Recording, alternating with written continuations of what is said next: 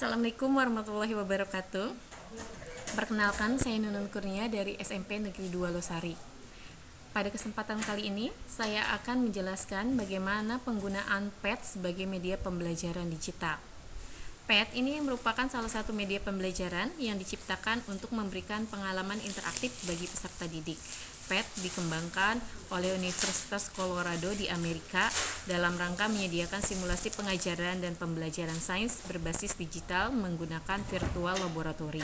Jadi, PET ini sangat cocok digunakan untuk sekolah-sekolah yang memang mempunyai keterbatasan dalam penyediaan alat-alat laboratorium. Selain itu, PET juga sangat mudah diakses baik oleh guru maupun para peserta didik.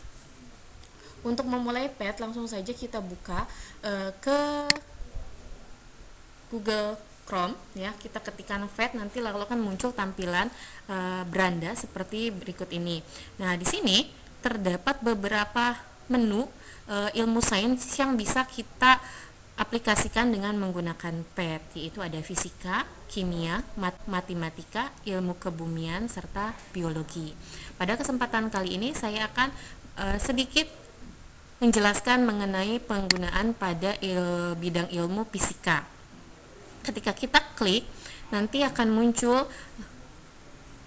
subbab yang kita bisa jelaskan kepada para siswa dengan menggunakan virtual laboratorium.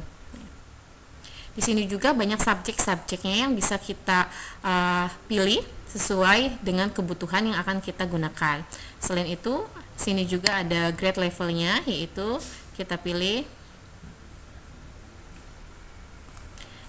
sekolah menengah pertama. Nah, pada kesempatan kali ini saya akan sedikit menjelaskan tentang hukum Newton. Hukum Newton yang berhubungan dengan gerak dan gaya pada suatu benda. Kita pilih gerak dan gaya dasar. Kita klik.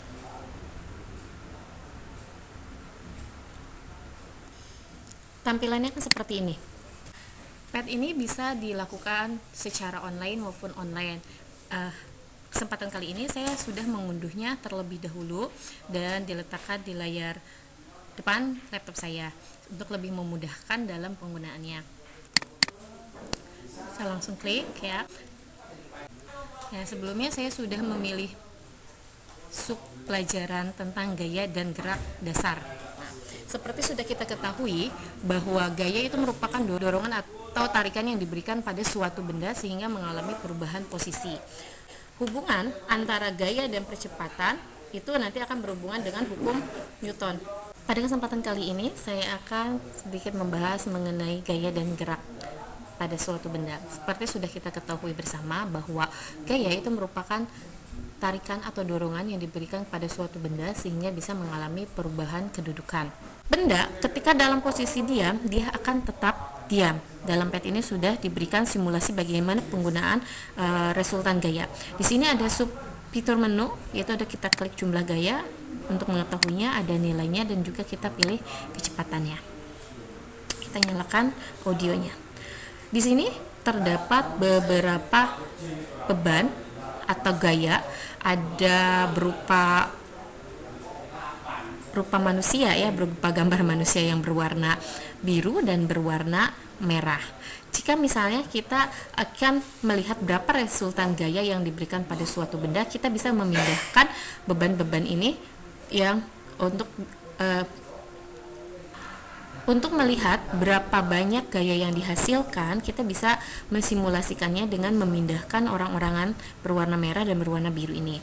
Jika kita memberikan gaya pada suatu benda dengan gayanya ke arah ke kanan, maka benda akan terdorong ke kanan.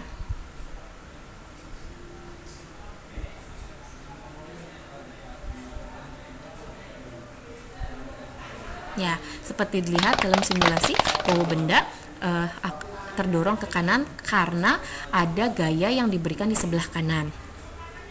Sebaliknya, jika kita memberikan gaya, kita kembalikan dulu. Jika kita memberikan gaya di sebelah kiri, maka benda juga akan bergerak ke arah kiri. Ya, dilihat biru menang.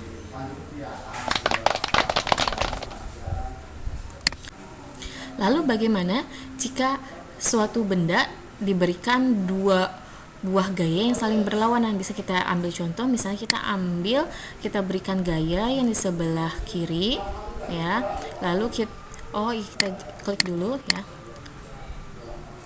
kita juga berikan gaya di sebelah kanan. Gaya sebelah kiri bebannya itu adalah 100 Newton, gaya ke kanan adalah 100 Newton. Kita mulai ya. Benda akan bergerak ke arah kanan karena sesuai dengan rumusnya resultan gaya adalah R sama dengan F1 ditambah F2 dan F3 dan seterusnya. Lalu bagaimanakah jika suatu benda diberikan gaya yang sama? Misalnya kita berikan gaya ke kiri 50 Newton dan gaya ke kanan 50 Newton, maka benda akan tetap dalam posisi diam. Ya, hal ini sesuai dengan hukum Newton 1 mengatakan bahwa jika benda dalam posisi diam maka dia akan tetap diam, dan jika benda bergerak maka dia akan tetap bergerak lurus peraturan. Sebagai contoh dalam kehidupan sehari-hari, misalnya kita sedang berlari. Ketika kita berlari, kita berada dalam suatu gerak yang beraturan. Ketika kita berhenti, kita tidak bisa langsung berhenti. Maka kita akan menstabilkan terlebih dahulu lari kita perlahan-lahan, akhirnya bisa berhenti. Sebagai contoh, dalam kehidupan sehari-hari, kita sering melihat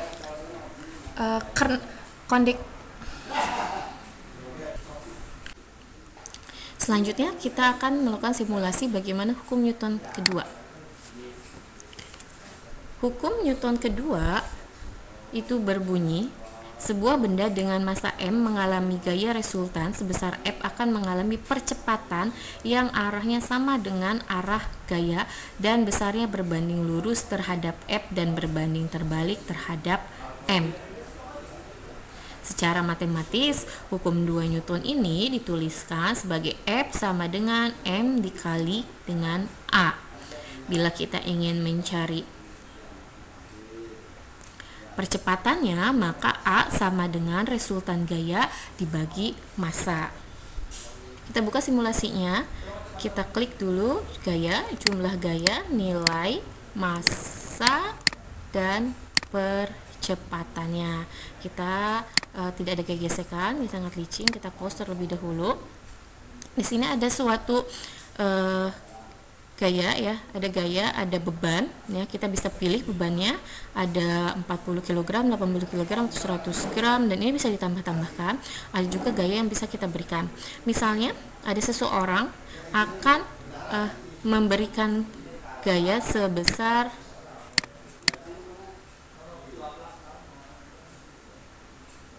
100 Newton.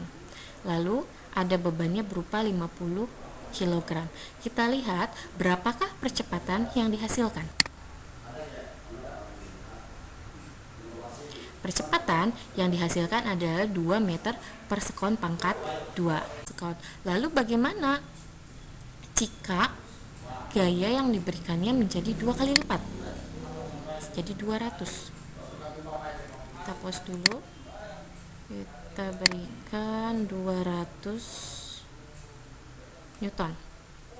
Percepatan yang terjadi adalah menjadi 4 meter per sekon kuadrat ya.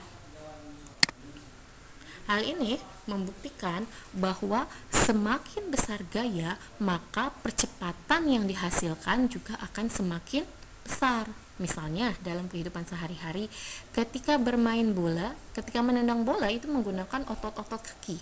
Ketika otot-otot kaki, gaya yang diberikan otot kaki untuk menendang bola itu semakin besar, maka percepatan bola juga akan semakin besar. Itu sesuai dengan hukum Newton yang kedua. Selanjutnya yaitu kita bahas tentang hukum Newton yang ketiga. Hukum Newton ketiga itu berbunyi, setiap ada gaya aksi yang bekerja pada suatu benda, maka akan timbul gaya reaksi yang besarnya sama tetapi arahnya berlawanan.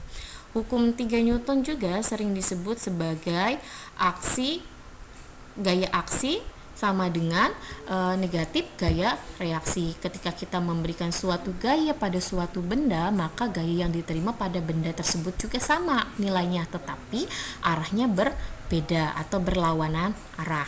Kita lihat, misalnya di sini kita klik dulu jumlah gayanya, nilai dan masanya. Tidak ada gesekan. Nah, ada suatu benda dengan massa 50 kg, kita berikan gaya 100 Newton.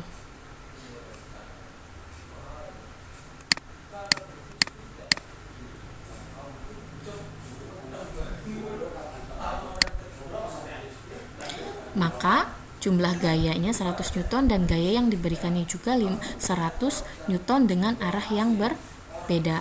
Atau misalnya kita tambah lagi. Kita tambah bebannya, ditambah